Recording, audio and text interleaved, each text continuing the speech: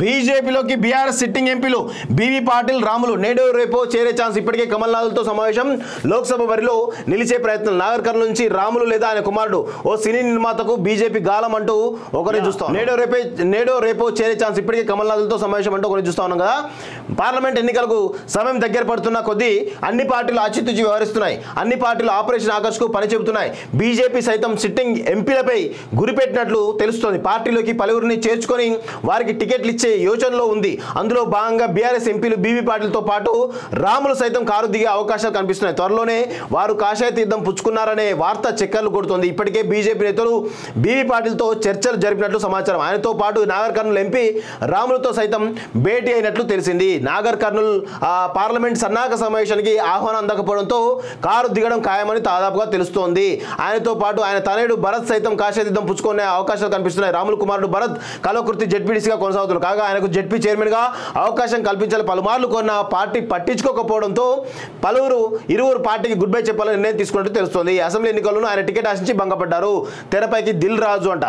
BRS sitting MP Ramulu బీజేపీలో చేరితే నాగర్ కర్నూలు స్థానం నుంచి ఆయన బరిలోకి దింపాలని పార్టీ భావిస్తుంది. కాగా రాములు మాత్రం తనకు టికెట్ ఇవ్వకుండా పర్లేదు, తన కుమారుడికి ఇచ్చిన చేరేందుకు సిద్ధమనే ప్రపోజల్ బీజేపీ నేతలకు పెట్టినట్లు సమాచారం. బీవీ పాటిల్ కాషాయ పార్టీలో చేరితే ఆయనకు జైరాబాద్ స్థానం ఇవ్వాలని కమల్నాథ్ భావిస్తున్నట్టు తెలుస్తోంది. బీవీ పాటిల్ చేరకుంటే సినీ నిర్మాత దిల్ రాజుకు అవకాశం ఇవ్వాలని కాషాయ దళం ఆలోచన చేస్తుంది. అయితే ఇప్పటివరకు ఆయనతో ఎలాంటి సంప్రదింపులు జరగలేదని త్వరలో జరిపే అవకాశం ఉందని తెలుస్తుంది. కాగా బీవీ పాటిల్ సైతం త్వరలోనే బీజేపీ చేరుతారని ప్రచారం జరుగుతోంది.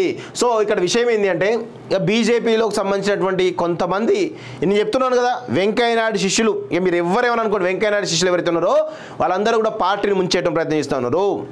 సరే, ఇక్కడ నాగర్ కర్నూల్లో పోతుగంటి రాములు కొంత బలమైనటువంటి వ్యక్తి కాబట్టి తీసుకున్నా ఇబ్బంది లేదు. కానీ బీవీ పాటిల్కు జైరాబాద్లో పూర్తి స్థాయి ఆయనకు నెగిటివ్ ఉంది, వ్యతిరేకత బలంగా ఉంది. అక్కడ ఖచ్చితంగా కాంగ్రెస్కో బీజేపీకో బలమైనటువంటి అవకాశాలు. బీజేపీ కూడా వితౌట్ ఎనీ క్యాండిడేట్, అంటే క్యాండిడేట్ లేకుండా కేవలం బీజేపీ ఒక ఓటు బ్యాంకే 28% ఉంది.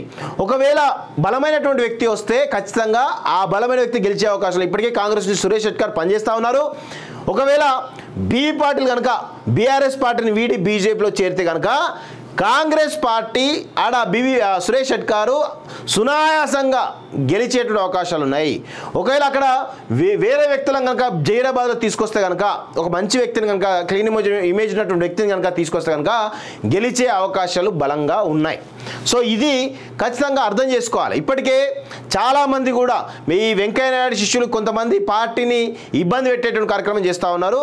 సో చూడాలి మరి ఏమవుతుందో. మరి వీళ్ళిద్దరూ చేరుతారా లేదా అని త్వరలో తెలిసేటువంటి అవకాశం ఉన్నట్టు తెలుస్తోంది. పెద్దపల్లి బరిలో మిట్టపల్లి అట. ఎవరైనా మిట్టపల్లి సురేందర్, మిట్టపల్లి రాజేంద్ర. తెలంగాణలో కనీస 10 సీట్లు గెలిపే లక్ష్యంగా బీజేపీ పెట్టుకుంది. కాగా సిట్టింగ్ స్థానాల్లో వారికి కేటాయించిన పార్టీ వీక్గా ఉన్న స్థానాల్లో ఇతర పార్టీల నుంచి చేర్చుకొని గెలవాలని ప్లాన్ చేస్తుంది. అందులో భాగంగా తెలుగు జానపద సినీ గేయ రచయిత మిట్టపల్లి సురేందర్ను పెద్దపల్లి బరిలో దింపాలని పార్టీ భావిస్తుంది.